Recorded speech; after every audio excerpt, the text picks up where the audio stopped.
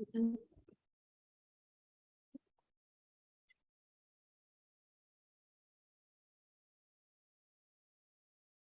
know you're not going to be happy Sabbath, everyone. I know you're not going to be able to see what I'm writing on the board, so I'll just post the picture afterwards. Actually, maybe I can pin myself. See what it looks like. Yeah, it's a bit blurred, isn't it? Sorry about that.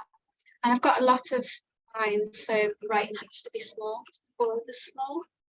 Happy Sabbath anyway. Thank you all for joining. I think my last study was on, that was recorded, was on Fatima. So I thought we could continue the counterfeit and Fatima part of the counterfeit.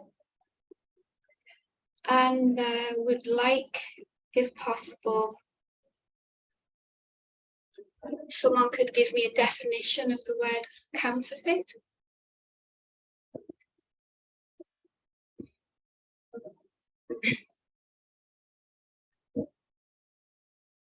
Anybody know? What, just an idea of what they think of counterfeit? Not the counterfeit as the method of the word. What does counterfeit do? What is it? I'll start picking someone if you don't and someone doesn't say anything.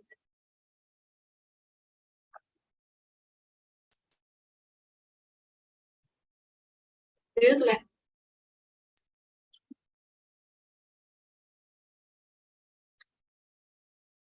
Leon?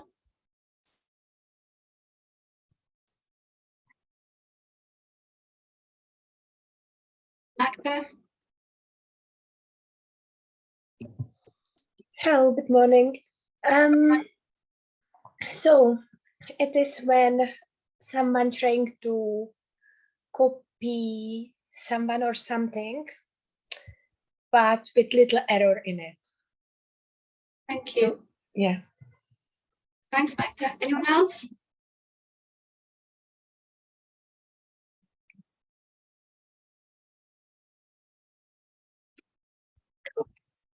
So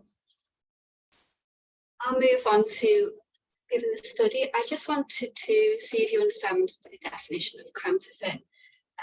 But I know I've got a lot of lines here, but the counterfeit message from Elder Tess is quite in depth. There's a lot to share, and I haven't got the time or space to do it. So what I'm going to do is just put some waymarks up here and just put just a few things that I think we should still remember. Maybe you can answer some questions if you like. You can join in and contribute. So, like the story of Fatima, as I said, the counterfeit events don't exactly line up. You know, they're very close. We know Satan is the counterfeit, so he's, you know, Fatima and the counterfeit is the counterfeit of the Great Controversy and God's church on earth. So it does line up completely the same in some respects.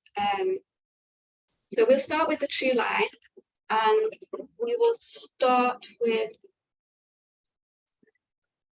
modern Israel, and we know that they had a sacrificial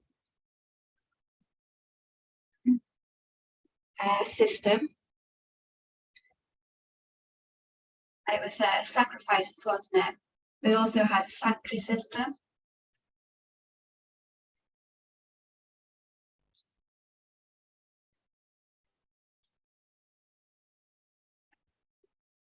It was also a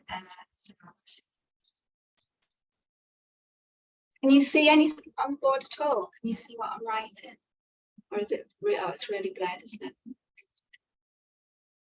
I think we see that at the beginning, the first way mark, with the true line of the counterfeit. I think we can see church and state there as well. We can see that with Samuel, I think. I do apologise for Elder Minda, Emma, Leon, probably, maybe not, Debbie. I think I did the counterfeit about 2 years ago, so my apologies if this is a repeat, but it's quite a long time ago and maybe it's good to go over these things. So from the sacrificial system, the sanctuary system, and theocracy, the next way mark, does anyone know what that might be? This is the line of the true. So it would be 538. Is it 1798? Yeah, we would go to 1798. What do we call that town, Debbie? Time of the end. We do, you're right, sorry, but I should word it differently. This time period here, from 538 to 798.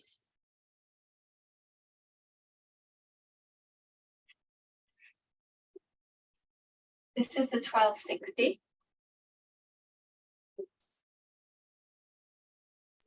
We also see scattering here. I think. Darkness, period of darkness. Yeah, that's it. So when we get to 1798, what does God do? What is the point of 1798?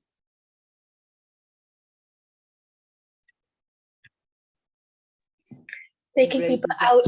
Yeah. You go, CJ. Carry on, Magda. So he's taking people out of the period of darkness. So he raising up Miller. Yeah. Start studying. They raised up a reformer.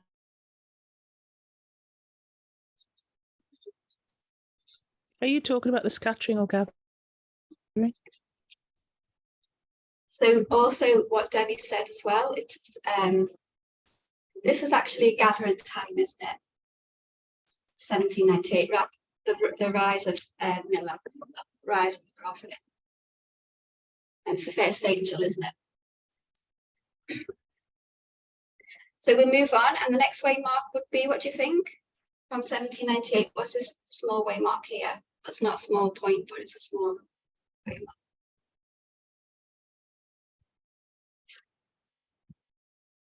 What did Miller what does Miller do? 1860, 1880. Yeah. What does Miller do?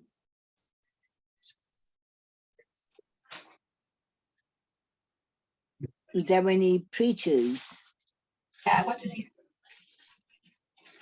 or gets his credentials?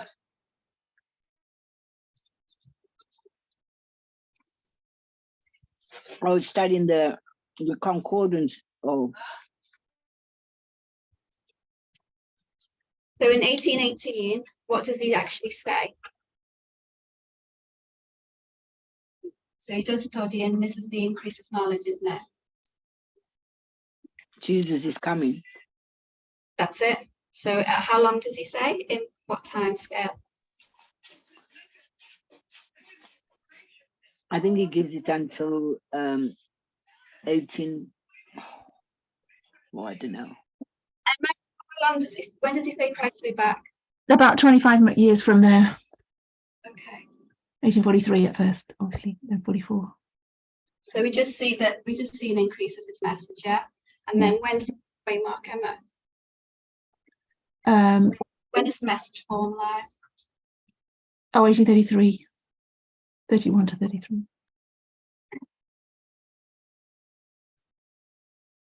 So we know he gets his credentials to preach. He begins to publicly preach here in 1833. What other significant events does Ellen White talk about at this time that happens in the world? It says it's a sign of the times. Prediction of fall of Ottoman Empire.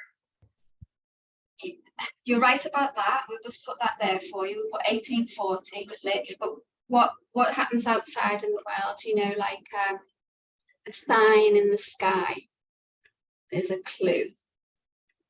Okay, stars. Stars. Oh, sorry, you go. We have the fallen stars. Thank you. So Ellen White says it's a sign of the times. Does anyone know what was the sign for? I know she said a sign of the times. What do you think, Emma? What the falling of the stars was for? Yeah. I think we've said in the past, it was kind of confirmation that he gets his credentials as well in 31, doesn't he? And it's this kind of rubber stamping him as the messenger of the hour. Okay. The warning as well, of the end of the world, actually. Yeah, and yeah.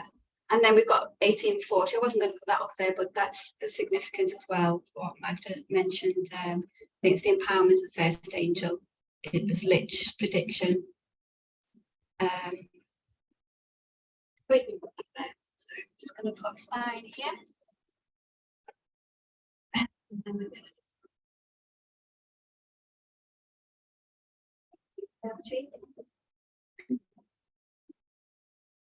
So Miller's message in 1840 in 1833 swells. What was the experience, Debbie, of the message at Swell? What was the experience in 1844, which would be the next wave mark? What was their experience? So I think he gets his credentials in 33. He does get his credentials in 33. He starts preaching in 31, I think. Sorry, but I think the credentials is 33. I'll put it here.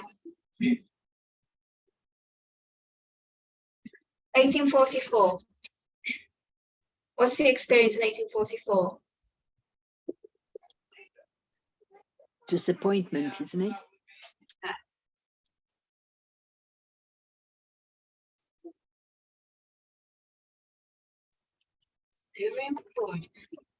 So they had great disappointments and their message failed and God's people were scattered. You all agree? We have failure here. Message. What did I just say? Gathering. God's people. Anyone know what the next wave mark would be after 1844? 1850. Yeah.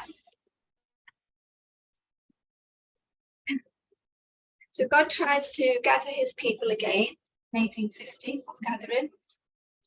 We know famous quote, I've put it up already in case you want to look later, if you want to study the Counterfeit as well. It's Review and Herald, November the 1st, 1850. I'm going to put November the 1st there because it's important. Paragraph 9, I'll just paraphrase, you all know this quote. God a second time is trying to gather his people. Efforts must be doubled in the gathering time. So efforts to spread the truth will have its effect. So you see a doubling there as well. What efforts were made in 1850 to gather God's people?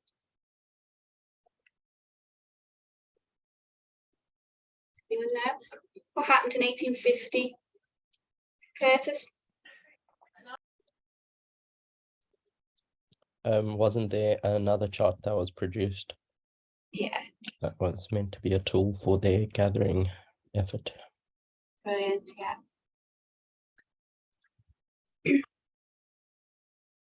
So in 1850, there's another quote. I put it on the board, SMR 202.4.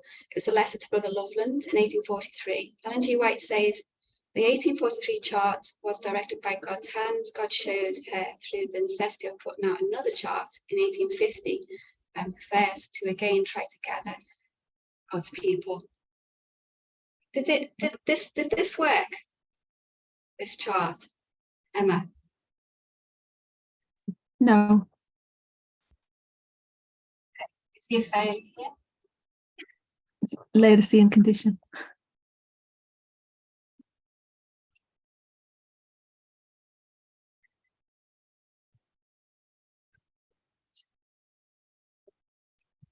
What was this chart actually? I know you said it was actually for gathering God's people, but it was also, I think, about the message of Miller here, wasn't it?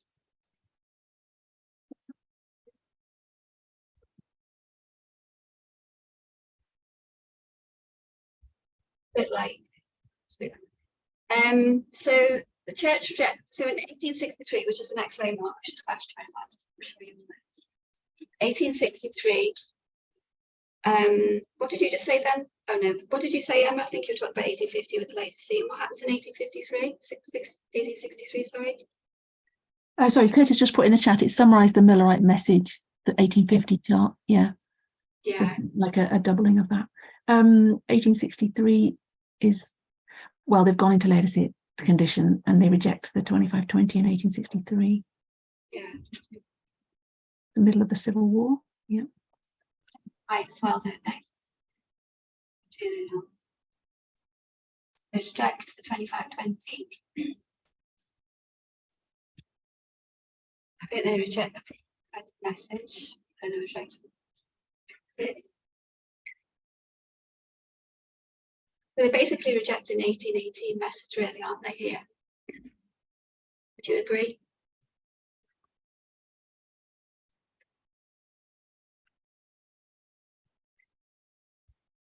So one positive thing that came out of this time period in 1863. Sorry about my throat, it's so dry. I can't turn my heat on. One positive thing that came out this time period was organisation. So we see organisation here.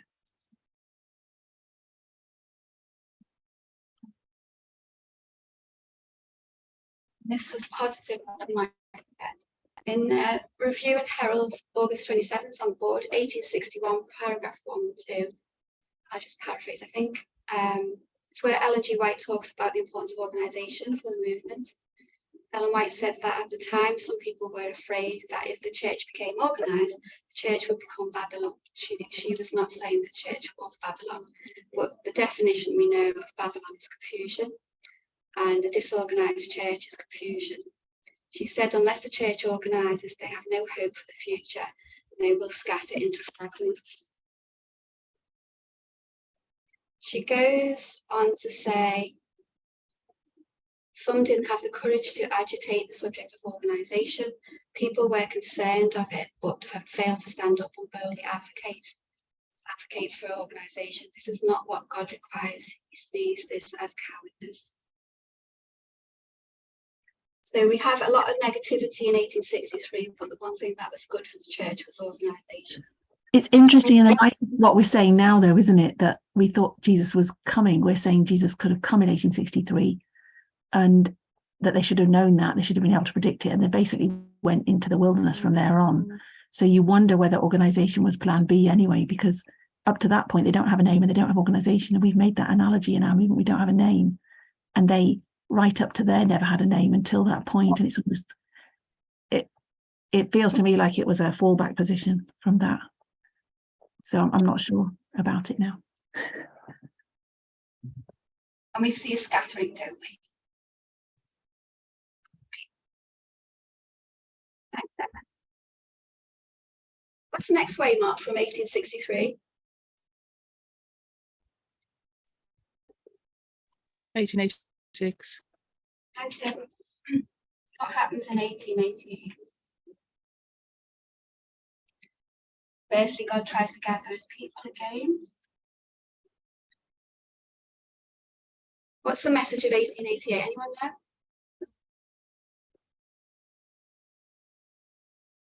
Is that a Sunday law in 1888?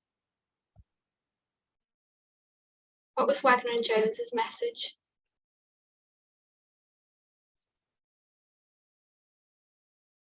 Was it the righteousness by faith or something like that they were doing? Or... The righteousness and justification by faith. Yeah, that's but you're it. right. Wagner they were fighting at this time about the law wanting to bring Sunday, but it was righteousness by faith. Wagner during this time was in an argument with another man. Does anyone know who that was? Emma?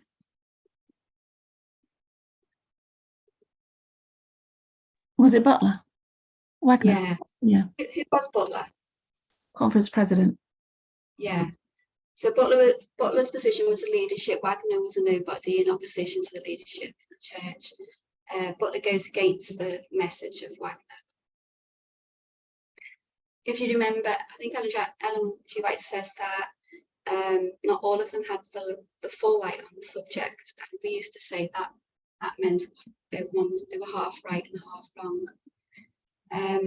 Butler writes a book in 1886. It's an attack on Wagner, this message, and we know that the third angel message wasn't a success in that time.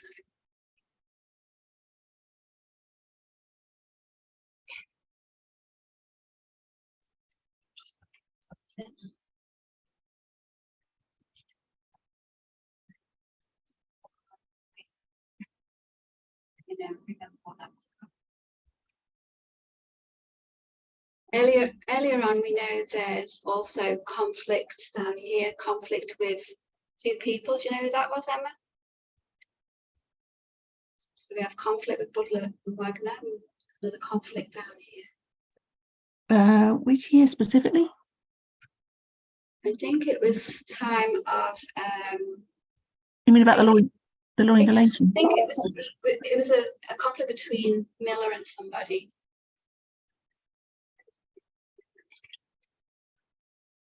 So it was a conflict between Miller and who was the leadership then, and Snow. I think, correct me if I'm wrong, I think Snow was bringing the message that Christ was going to return on October the 22nd. Am I correct? Yeah, and at first they don't accept. Miller and Himes don't accept it at first. Is that what you meant? Yeah. Yeah. But then they accept it before October 22nd. In the last 8 weeks, I think. Yeah. Like you said, I don't think it was just Miller that had a problem, but obviously it was Miller was the main person. I think it was the beginning of October, the leaders began to fall into line and Miller started to accept October. But he never accepted the position of Snow. I think he's kind of accepted the date, the date, but not the exact day, October 22nd. So there was two conflicts with leaders in the Millerite time period. Now we get to the next waymark. Anyone know? We're going into a new dispensation. 1989. Yeah.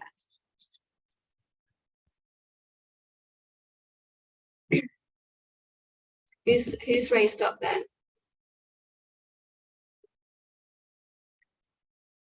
Jeff. Yeah. So we have the first angel, another Jeff. But like Miller, when he was given the message in 1798 to the Protestants, our first angel was trying to do a similar thing to the leadership in the SDA Church, but of course it was rejected.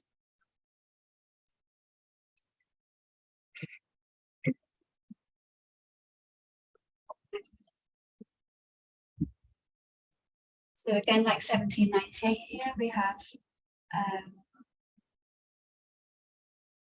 the rise of a new leader. As for progress, then the next way, Mark, someone want to give me that? Back to 1989. So we're not on the line of the priests, so we're on the line of the counterfeit. We're going to put 2000. So we say there's arrival here of the second angel, and we place baptism. Say that the leadership has passed.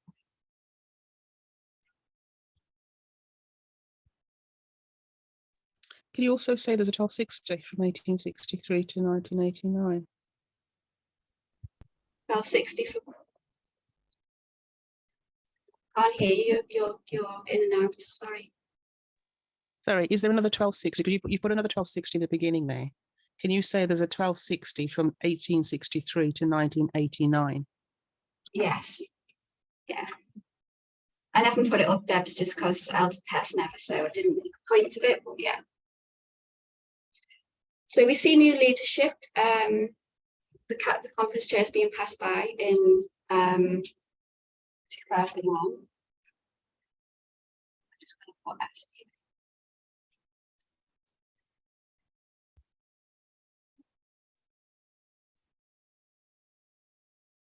I think we see that with the death of Saul, don't we? That's how we say that. Might be wrong. I think we do. So like I said, it's not the priest line. So what we're going to do is we're going to go straight to, from 2001, we're going to go straight to 2012.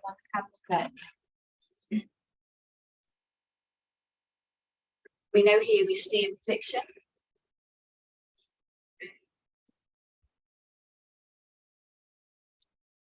See the prediction of, what do we see, Debbie? What prediction do we see in 2012?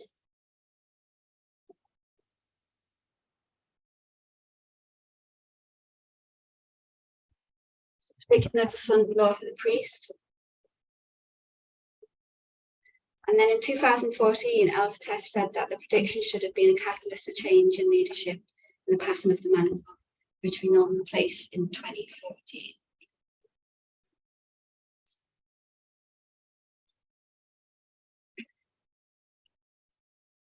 So what was 2012 again? Sorry. You don't remember what that was for us? No, I can't. Prediction of the Sunday law for the priests. Right. Okay, thanks.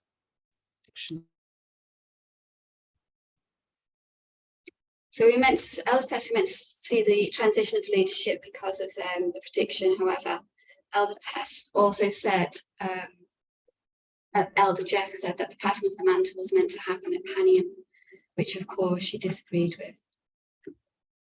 We know that the first angel rejected the message of time, the Sunday law prediction. However, he kind of stated he'd accepted it a few years later. We know that in 2019, which we will put as the next waiting one.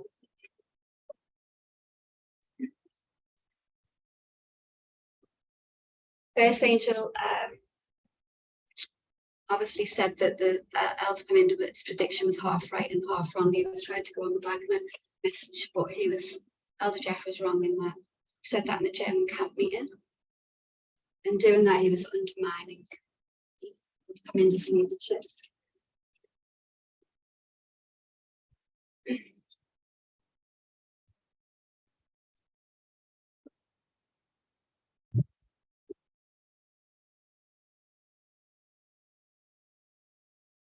So in 2019, the first angel rejected the midnight cry. Obviously, he rejected it in 2018 with the 2 streams of info.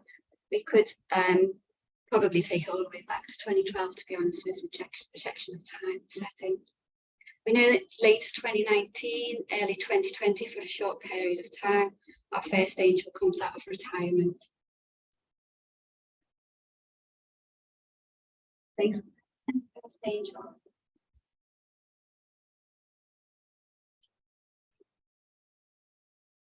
Why is he coming out of retirement? Anyone know?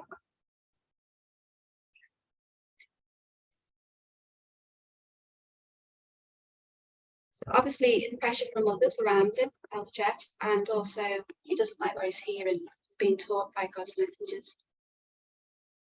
2021, Elder Tess said we should see the rise of new leadership in God's church. It should be this movement.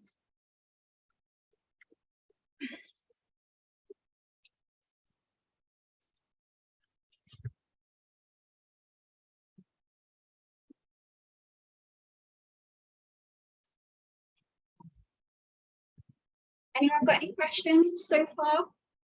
So we've gone through the Millerites' time. We started obviously at the beginning of ancient Israel. We come into the Millerites' time. And then we've moved on to our dispensation. We talked about the rising of a prophet in 1798, Miller, his message. And we mentioned Lich. We also mentioned the failure in 1844, and there was a disappointment.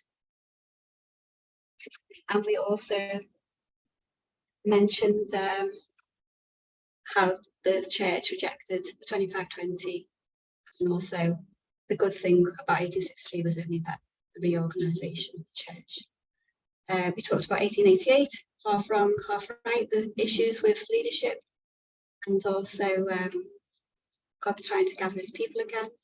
And then we went into a new dispensation. Any questions? Just wanted to add, Natalie, about the 2014, how it was based on the 2520 as well, and how it was kind of restoring the 2520 because it was 126 years from 1888. Just for Debbie, that's what we came across in 2012, that the that it was the 126 would bring us to 2014, and we thought, well, 1888 was to do with Sunday law, therefore 2014 could be the Sunday law, and that was where it came from. It came from the 2520. Yeah. What might be useful now, Natalie, is if you take a picture of the board and post it on the chat, then we can see the board as you're talking through the counterfeit. I don't think I'll do that. I'll send it at the end because it's all, Okay. still can't.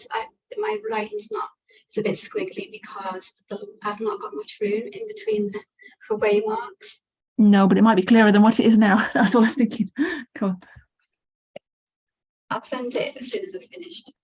It's probably a good idea you go over this yourselves anyway, because not everybody knows what I'm talking about. And Counterfeit's very important, and obviously 2012 is as well. It's actually the Sunday law of the priest. It's a big waymark. Everything hangs on 2014, which is the prediction of the Sunday law of the priest, really, for us. Okay, so what we're going to do is go into the false, the counterfeit, modern Babylon. And they had human sacrifice. We had sacrificial sacrifice, and we had the sanctuary system. They had human sacrifice. And they also had paganism. And then the next waymark is the same, it's 538. What happened in 538 with the papacy, around that time era? Does anybody remember?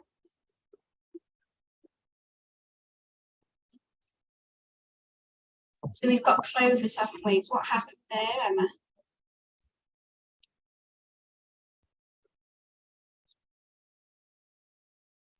Sorry, I got distracted there. What's the question?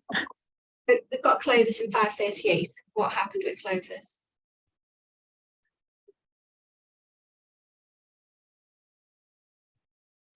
I got that right. That gives the power to the papacy. Yeah, he's not there in 538, but yeah, the third horn gets plucked up, so the papacy gets the power. He's fought back in 496, hasn't he? 493 or 596. I just put it there because I had to test put it there. 538. So we also received on the next waymark. Anybody? 1798. What happened to the papacy in 1798, Cedric? Taken into captivity by France. General birthday. Deadly wound, yeah? Sorry? Deadly wound? Yeah. Yeah. So what do we see? Do we see a scattering here? No, a gathering. We see a scattering. Can I just ask, are you doing the false one now? Because you did the first This line is the that you did false was one now, yeah. true. So the first one was a So this true. is the false one. Yeah. So there was a scattering here of the papacy till their time of the end. Does anyone know what the papacy's time of the end is? What date? So it was 1899. Good stuff. What, sorry? Sorry, I was about to say it. You got there before me. 1899. Eugenio Pacelli.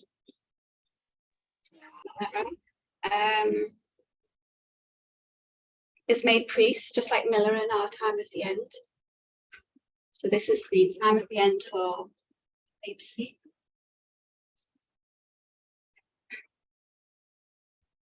Jenny Pacelli wants to restructure the Vatican from the inside. We know he was a lawyer. He begins to study canon law and completes that work May the 17th, 1917, which was called the Code of Canon Law. Anyone know what the Code of Canon Law was?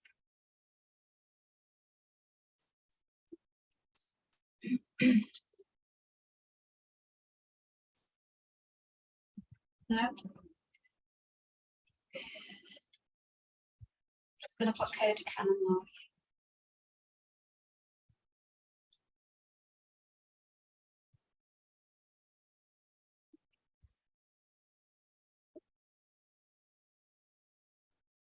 Why is this date quite important for the counterfeit, 1917? Because if I remember, there were three, that's when Fatima. Yeah, that's it. Yeah, with the three shepherdesses or something. Three secrets, wasn't it? And the three shepherds, yeah, Fatima. May 13, sorry, 1917. part of the counterfeit. It states that the visions of Fatima, which we line up with 1818 with Miller, Bocelli is made Archbishop on the same day and year of Fatima as 1917, and he sees this as a sign. He's known actually as the Fatima's Pope because he was made Pope on the same key date as Fatima's visions in 1917. Well done, Cedric, for remembering that. So we've got Code of Canon Law on 1917, and we've got Eugenia Bocelli is made priest, a bit like Miller starting off there as well.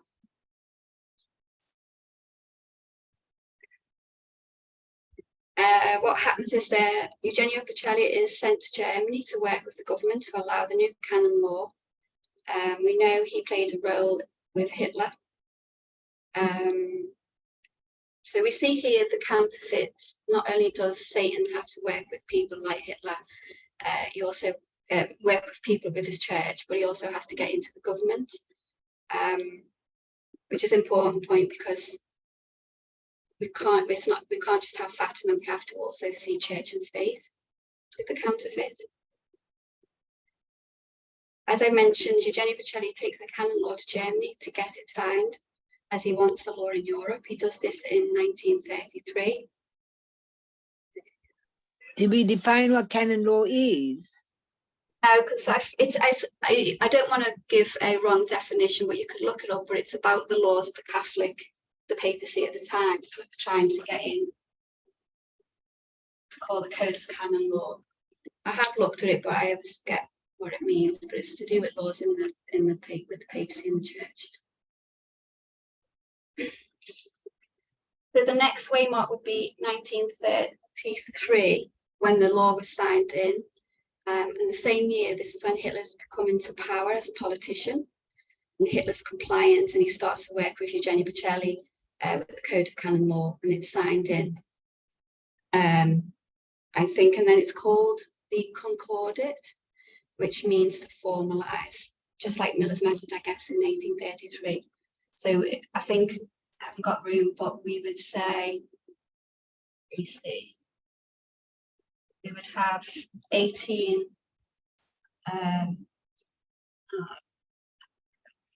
We would have 18.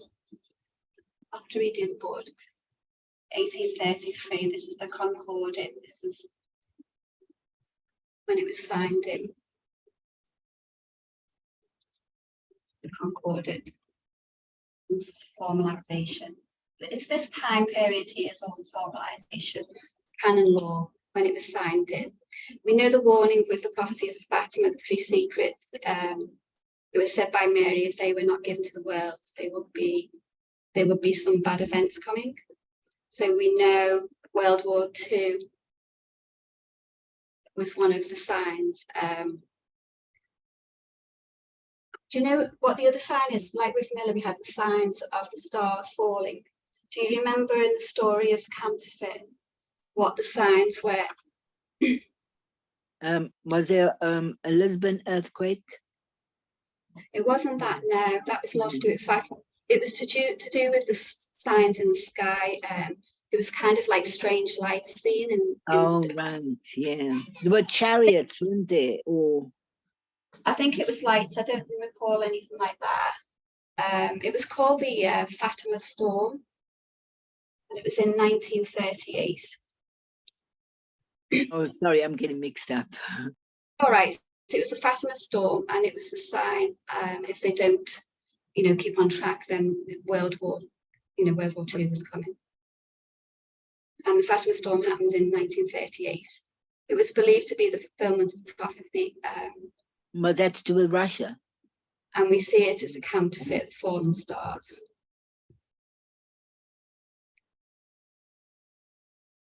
With Millerite's time. So just like the prediction of Millerite's time in 1840, the Fatima Storm prediction in, I think not Millerite's time, not Miller. Fatima Storm, the light in the sky, that was a prediction, as I said, of World War II. It actually, I think, happened in 1939, the year after. Eugenio Bocelli works with Hitler to try to take down the king of the South. is the time of the Russian Revolution. The second message of Fatima was to take down the king himself and dedicate Mary. Eugenia Pacelli is the first pope, as I said, that accepts the visions of Fatima. But unfortunately, by 1845,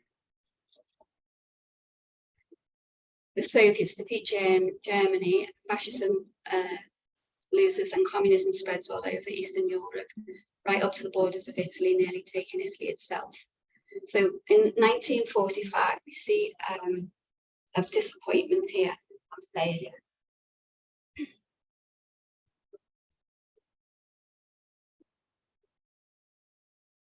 Like 1844, the Millerites' time. Altates says we line that up with Panium, 1845. And people in the movement were asking if that would happen, the disappointment and failure would happen. And Altates said no.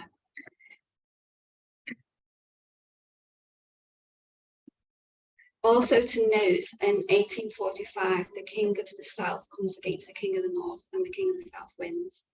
And at Panium, the king of the north comes against the king of the south, and the king of the north wins. Interesting.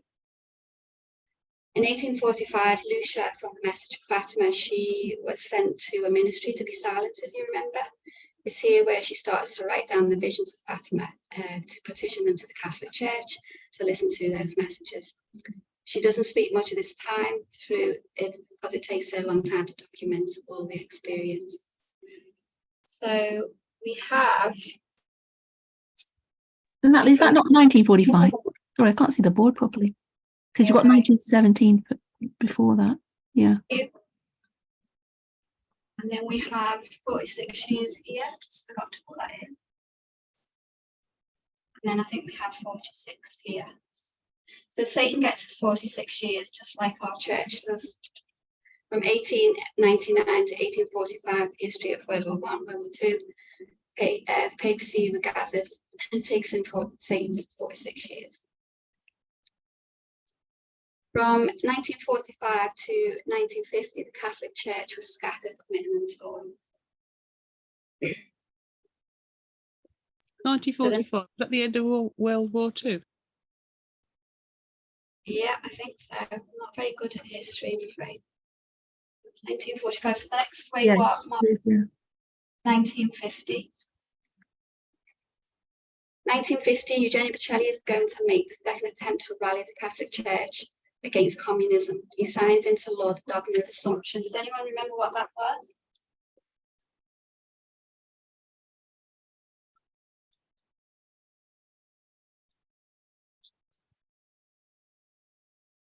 The dogma of assumption was also November 1st, same as 1850, November 1st with the chart. So the dogma of assumption was the body and soul of Mary was taken into heaven. That's what the dogma of assumption was. So he was trying to give that message again. By the dogma of assumption, Eugenia Pacelli is calling back the message of Mary, which has been a message since 1817. So he's drawing people back to Fatima, the visions of Mary, just like the 1850 chart. He's drawing people back to Millerite history here. Oh, 1917, yeah. 1917, yeah. The reason Eugenia Pacelli has linked dogma of assumption to Fatima is because the days leading up to making it, the dogma of assumption, he saw the same visions of the sun that was said of Fatima. He saw this as a sign. This was meant to be the revival of the Catholic Church. So he's trying to get revival. Church.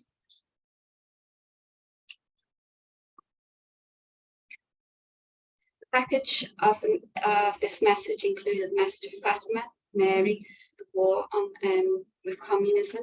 Its message was meant to be taken to the world. However, Eugenia Pacelli died and the message came to nothing.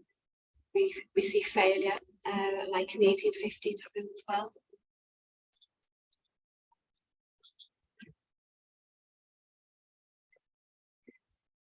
Any questions? In 1862, the Catholic Church starts organisation. 1962, yeah. You keep saying 18. I know what you mean. So correct me otherwise. 1862, so we see organisation here like in 1863 for us. Is it 18 or 19? 1862, sorry. 19, yeah. With John Paul XXIII, with the Second Vatican Council. That's what we see in the organisation in 1962. Did Pope Benedict support reorganisation of the Second Vatican Council? Anyone remember? Don't think he did, because No, he I was don't think so. Yeah, no. against the Jesuits, and it was them who pushed for the changes, the liberal changes. They also promised they would not make a formal condemnation of communism, which that's direct violation of the second secret of Fatima. They also reject a prophet, obviously the message of Fatima.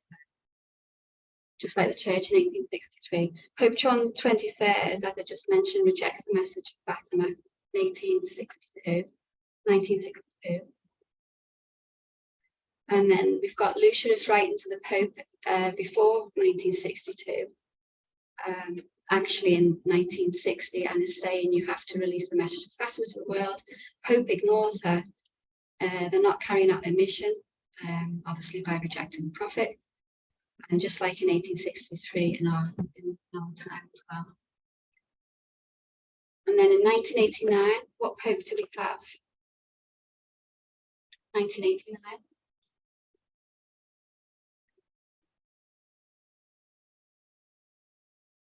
Anyone remember? Was it the Francis? Sure, I don't know. Sorry? It was John Paul. Oh no, it was before that, wasn't it? Also on the false line of the counterfeit, we have 2 5 at the end. We can also call this the time at the end as well. Okay, running out. So we have John Paul II. Is he doing a good work for Satan?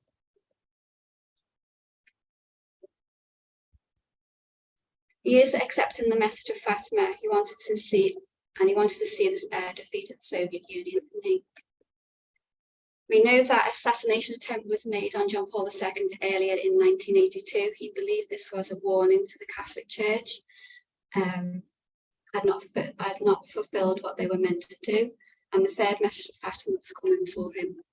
Third message being what? What's the third message of Fatima? Just compare and contrast ours.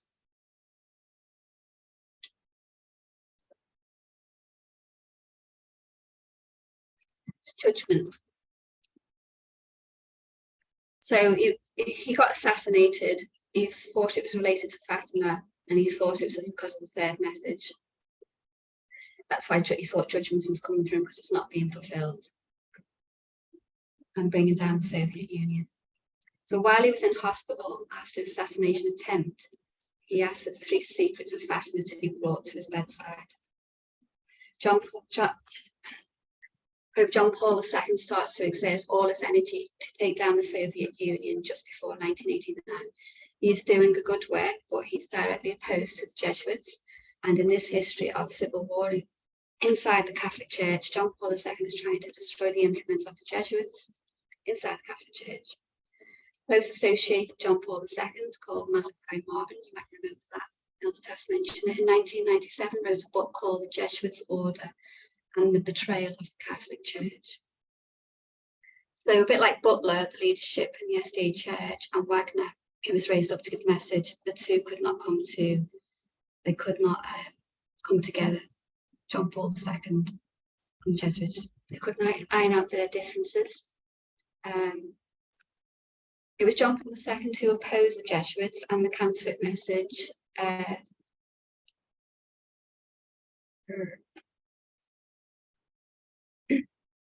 So he doesn't accomplish overthrowing of the Soviet Union, and I don't think he consecrates third message either.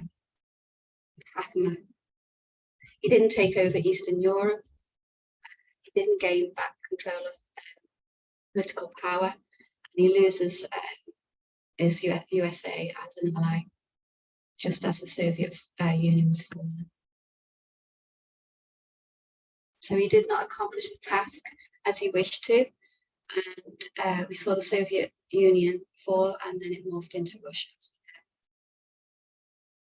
Completely dead. In 1989, we see also Pope John Paul II work with Reagan. So we see Reagan here. And at side point, we also see at this time, we see Jerry Falwell. We've got Reagan. Bit of alliance with John Paul II, working with him, but we know in the end they don't want anything to do with him when they see that that the papacy is no use to them, that Pope is no use to the USA. In 1989, John Paul is basically John Paul II is basically the mother of Babylon. So who are the daughters of Babylon in 1989? Can anyone think? If you think of Jerry Falwell, who are the daughters of Babylon in 1989? So it would be the evangelicals. And I think Ellen White said that the daughters of the whole Christendom worldwide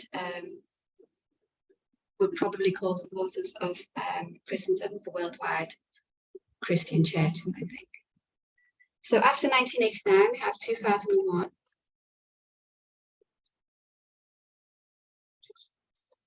I made a mistake before. 2001 is the time of the end. For the counterfeit. Does anyone know why we have two times of the ends for the counterfeit for the papacy? I think it's due to we see the Galen Mafia, if you remember, tell us about that. They came about because of being they were liberal and Jesuit. They were unhappy with the leadership of John Paul II. So after 1989 and the failure of that history, the Galen Mafia group of cardinals went to St. Galen.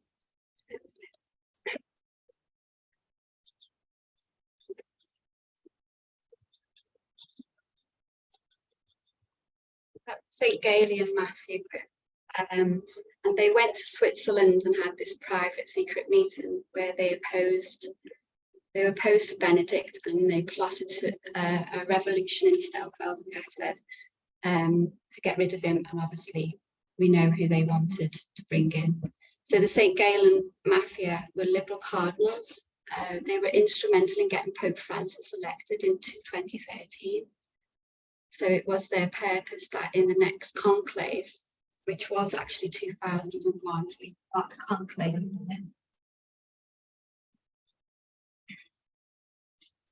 Which was the meeting. The conclave, after that, Benedict dies, so they know they can replace him with a liberal pope, which was Pope Francis. Going back to when we look at 2001, Pope Francis is made a cardinal then. He meets the St. Galen group and they noted he would be a better, a liberal option for the papacy.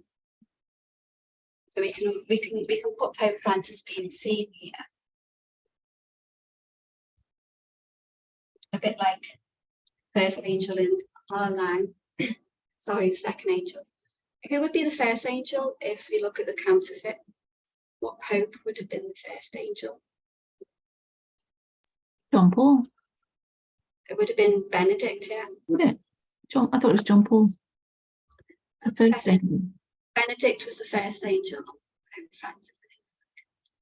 Benedict, just to clarify, doesn't die there literally, but yeah, just prophetically. He's the first one to resign, isn't he? Yeah. Still alive now. I think he's still kicking. Yeah.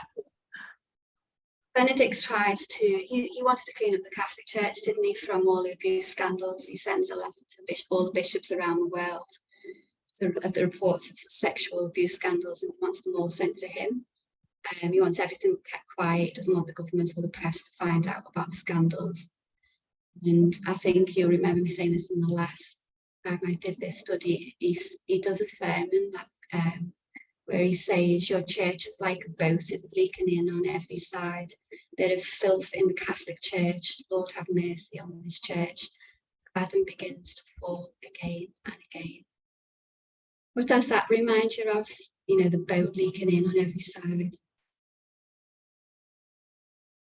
It reminded me of Acts 27, when we see at 9/11 the boat is leaking and it's girded up with ropes.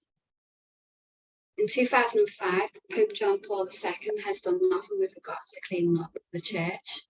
Here we place the deaf leadership, 2005. Next one.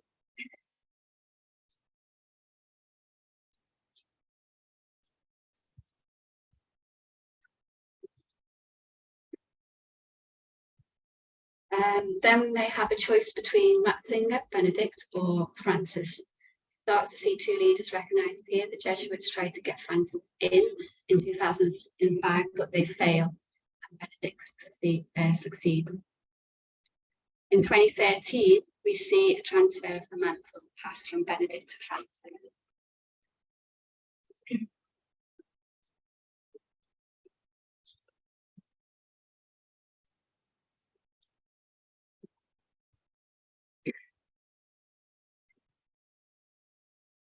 And Francis brought in as Pope in 2013. We can note also that Pope Francis is an outsider. He's not an Italian. He's never worked with Vatican in Rome or studied with them, which is very unusual. It reminds me of Jesus. Does anyone know anything about Pope Francis' background before he became Pope Francis?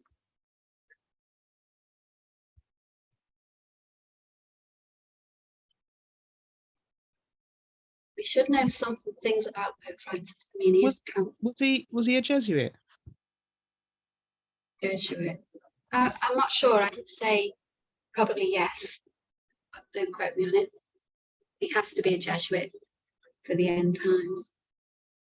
So Pope Francis was, in his old days, he was what we call a bouncer, a security guard. When he was young, he was a teacher of literature and psychology, and he came in as a pastoral worker in the Catholic Church in Argentina, I think. Also in 2013, we see the biggest scandal in 500 years. I mentioned it before, it hit the Catholic Church. What was that? I mentioned it a minute ago.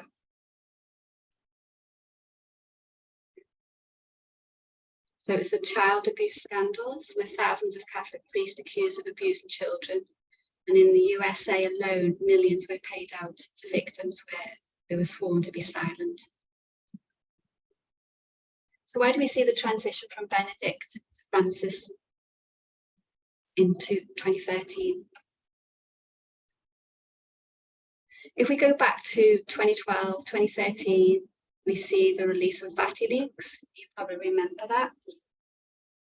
It's a scandal of which they say there's sexual immorality and homosexuality, homosexual priests and orgies going on internally in the Catholic Church.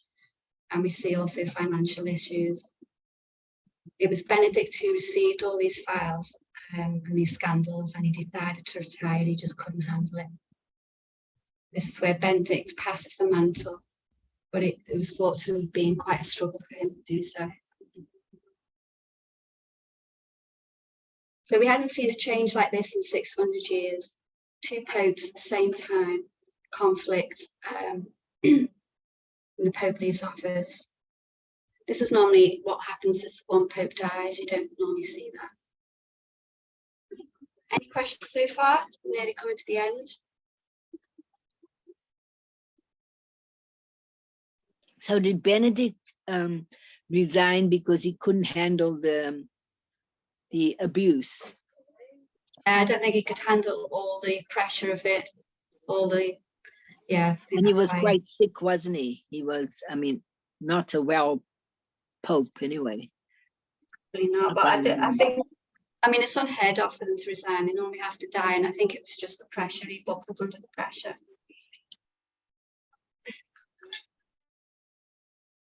So then we come to, in 2014, we have the Family Synod with Francis. Pope Francis starts to move fast with changes within the church. He quickly brings in the family synod.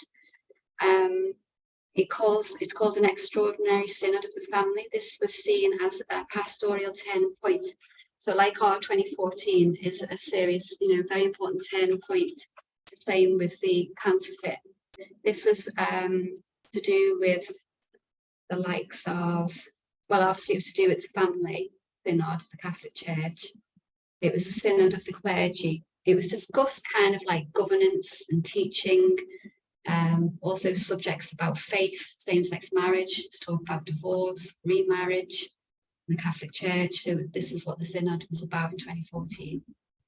And during this time between 2014, I won't put it up there, to 2019,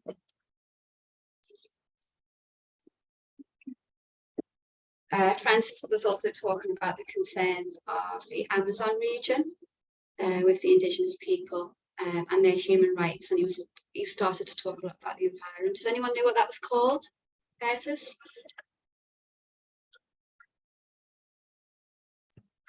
I can't remember, sorry. It's Read called, that. yeah, that's it. It was the Pan-Amazonian Synod Church Summit. The Conservatives were worried about liberal theology, which is basically the faith of Francis, the Jesuits. This is when those that opposed him started accusing him of being political. So I found that interesting because we were getting accused of that as well in 2019. So they were starting to say that the Catholic Church was becoming political and saying we are not a political church, we are a religious church. So also in 2014, the synod brought a divide between the conservatives and the liberals in the Catholic Church. And a lot of the issues were about accepting homosexuality in the church. Conservatives were said to be outraged. This is where it was said that Francis started to purge the church of those conservatives that were not loyal to him. This is 2014. From 2014 to 2019 was a war between, as I said, the conservative cardinals and the liberal cardinals, and the views of Francis in regards to all the above.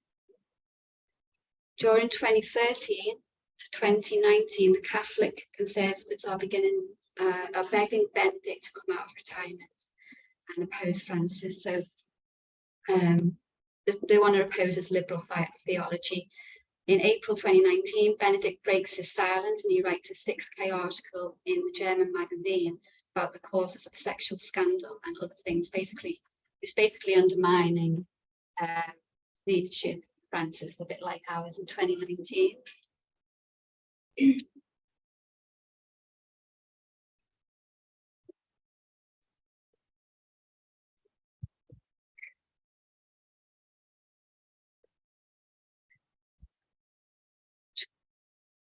We know that 2019 is the end of the Amazonian Synod. Everyone knows where Pope Francis is heading with the Catholic Church, such as bringing in equality for women, allowing them to take certain functions in the services, and also allow married priests, which is what caused one of the main reasons or caused Pope Benedict to come out of retirement.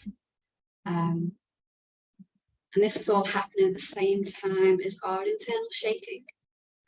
When our first angel came out of retirement to also go against this message of the midnight cry and the messages. Any questions? Benedict coming out of retirement. Is that what they want? They wanted Benedict to come out of retirement and shut Francis up, yeah. They just outraged.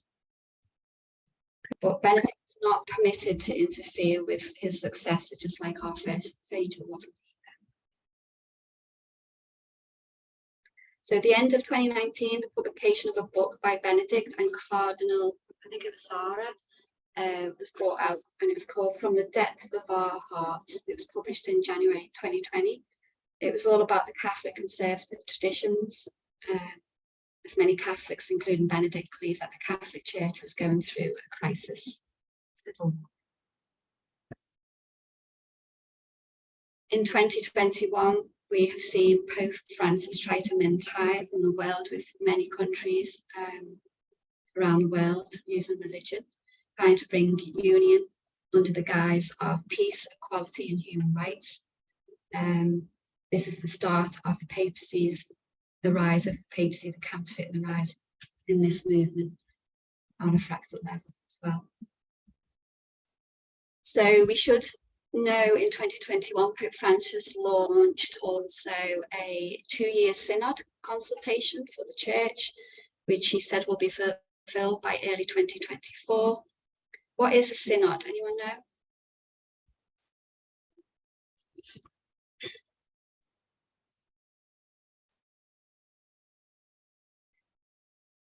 So the synod is basically, like I said before, it's like a meeting of the clergy. And this particular synod that is being held now is to gather information from all the clergy from around the world to discuss important matters and reforms put forth by Francis. And those reforms are regards to like homosexuality, women's role in the church, family issues, climate change, and so on. He's also gathering lots of information from lay people as well. Any questions?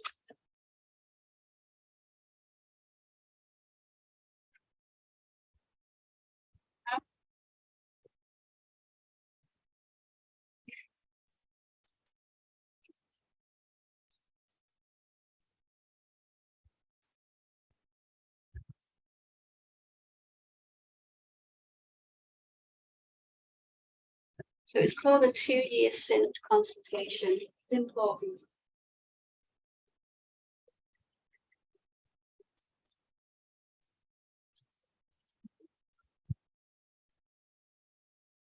Obviously, the counterfeit doesn't end in 2021, just like compare and contrast, neither does this movement. So we are going to see new light with regards to the counterfeit. The counterfeit has to go all the way down to the end, just like we do. Any questions before we finish up? I'll just summarize if you haven't got any questions.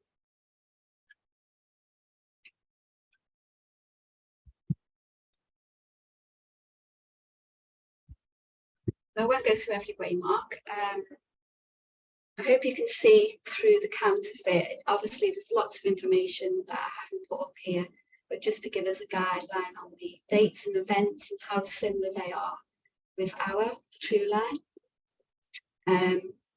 So, you know, Satan is counterfeiting this movement. It's a movement all the way to the end. We can see also 2021, as we've been given our message, given all that we need, this movement is rising and should be ready. So the papacy is too. So yeah, there's not much really to say, except I'll share this on the forum. I'll make it a bit cleaner so you can read it. Keep it if you want to do your own studies. And with that, if there's no questions, I will end. Is there something in the chat, or is that from before? I think it's from before. Before, yeah. No questions on the counterfeit? So we don't have any information going forward from 2021. That's where it stops at this point. That's where Elder Tess stopped on the counterfeit, yes. Yeah. But I'm sure we will have light on that going forward, because the counterfeit doesn't finish in 2021. It actually just starts getting going, you know. Okay, if that's it, I will kneel and say a prayer. You want to? Thank you so much for your contribution, and if you'd like to turn off the recording, thank you so much.